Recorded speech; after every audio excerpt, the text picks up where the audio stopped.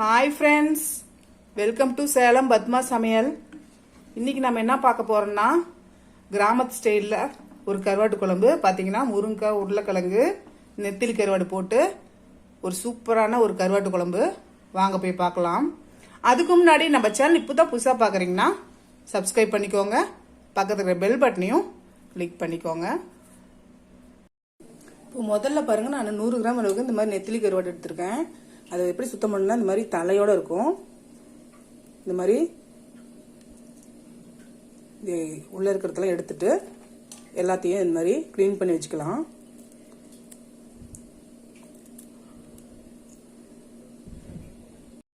பாருங்க, எல்லாத்தையும் கருவாட்டை நான் ஆஞ்சிட்டேன். இப்போ இதில் நான் கொதிக்கிற தண்ணி கொஞ்சம் வச்சிருக்கேன். அதை ஊற்றிடலாம். இது ஒரு 5 நிமிஷம் ஊறிச்சுன்னா அதுக்கப்புறம் ஒரு 2 வாட்டி நல்லா அலசி எடுத்துக்கலாம். அப்போதான் அதில் வந்து கொஞ்சம் மண் அழுக்கெல்லாம் இருக்கும், நீட்டாக இருக்கும். இப்போ பாருங்க, நான் அதுக்கு ஒரு மண் சட்டி வச்சிருக்கேன். இப்போ நான் ஒரு 3 டேபிள் ஸ்பூன் அளவுக்கு எண்ணெய் ஊற்றுறேன். 1/2 டீஸ்பூன் கடுகு, 1/4 டீஸ்பூன் வெந்தயம் வச்சிருக்கேன். அதை போட்டு பொரிய விட்டுடலாம். இப்போ கடுகு பொரிய ஆரம்பிக்குது. நான் 1 கப் அளவுக்கு சின்ன வெங்காயம் உரிச்சு வச்சிருக்கேன். அதை போட்டுறேன். ஒரு முழு பூண்டு ஊற்றி வச்சிருக்கேன், அதையும் சேர்த்துட்றேன். அப்புறம் ஒரு கொத்து கருவேப்பிலை போட்டு இந்த வெங்காயத்தை நல்லா வதக்கிக்கலாம். இப்போ வெங்காயம் வதங்கிருச்சு. இப்போ 1/4 டீஸ்பூன் மஞ்சள் பொடி, 2 டேபிள் ஸ்பூன் மல்லித்தூள், 1 டேபிள் ஸ்பூன் மிளகாய் பொடி. இது 1 நிமிஷம் வதக்கலாம், இந்த பச்சை வாசனை போக. நான் 2 மீடியம் சைஸ் தக்காளி இந்த மாதிரி அரைச்சி வச்சிருக்கேன். அதை ஊற்றிடலாம். இப்போ இது பச்சை வாசனை போக வதக்கிக்கலாம்.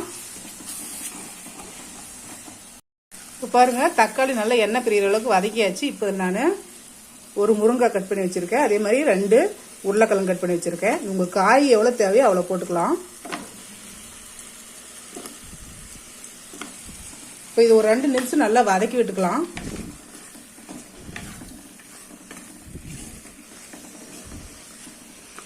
இதுக்கு தேவையான அளவுக்கு உப்பு சேர்த்துடலாம்.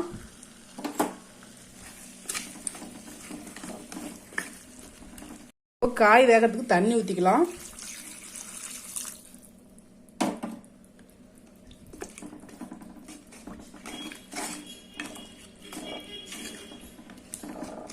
இப்போ இதை மூடி காயை கொஞ்சம் வேக வச்சுக்கலாம்.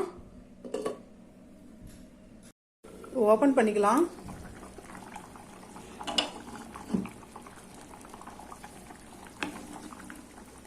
காய் பாருங்க, ஒரு 1/2 வேக்காடு அளவுக்கு வெந்துருச்சு. இப்போ புளி சேர்த்துடலாம். நான் ஒரு சின்ன எலுமிச்சை பழம் அளவுக்கு புளி இந்த மாதிரி ஊற வச்சு இது பண்ணி வச்சிருக்கேன்.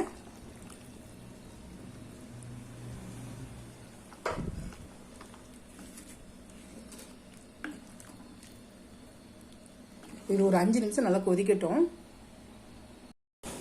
5 நிமிஷம் ஆயிடுச்சு. ஓபன் பண்ணிக்கலாம்.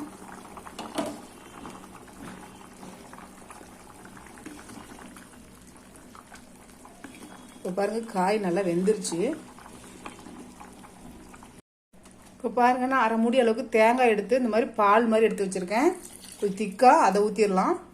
இது ஒரு கொதி வரட்டும்.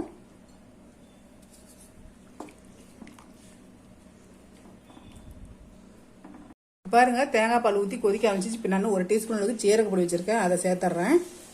சேர்த்துட்டு நம்ம ஏற்கனவே கழுவி கிளீன் பண்ணி வச்சிருக்கேன் இந்த நெத்திலி கருவாடை சேர்த்துட்றேன். இப்போ கருவாடு சேர்த்துட்டு ஒரே ஒரு கொதி வரட்டும்.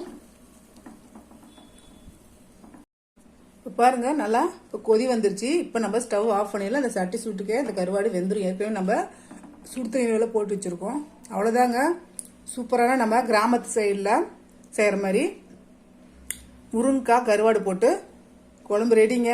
இந்த வீடியோ உங்களுக்கு பிடிச்சிருந்தாக்கா லைக் பண்ணுங்கள், ஷேர் பண்ணுங்கள், கமெண்ட் பண்ணுங்கள்.